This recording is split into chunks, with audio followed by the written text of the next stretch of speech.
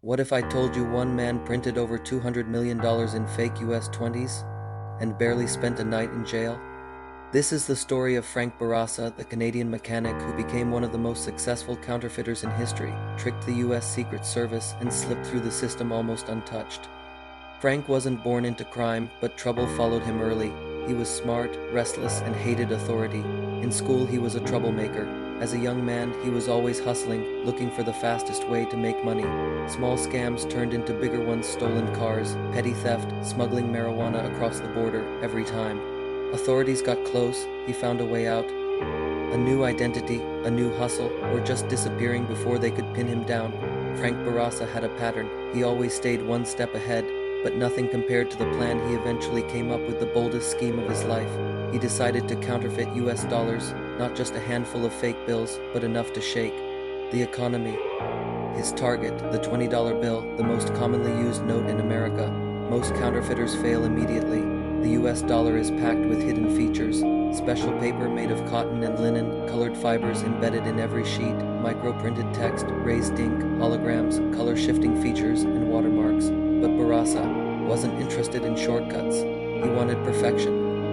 Using fake companies and false identities, he tricked a Swiss supplier into producing the exact paper blend. He convinced a German company to make a custom drum etched with Andrew Jackson's face for the watermark. Piece by piece, he recreated the tools of a mint in a hidden garage on a farm in Quebec. Bourassa built his secret print shop.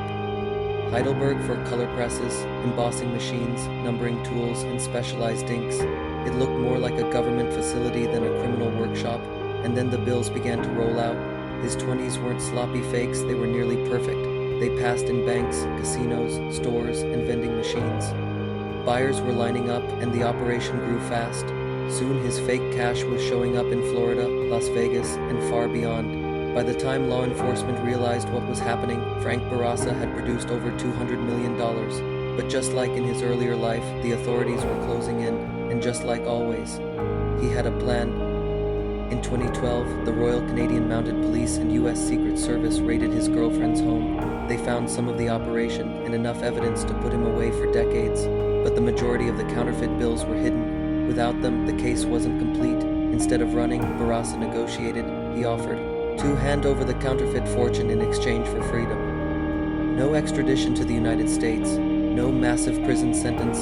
Even his girlfriend's home returned, and unbelievably, the deal went through. Frank Bourassa served just 6 weeks in jail. He paid a small fine, then he walked away, free.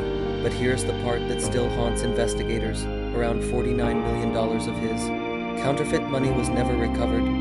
Some believe it's buried, others think it's still circulating in the economy today. Frank claims he's done with crime. These days he presents himself as a consultant, helping governments and companies fight fraud.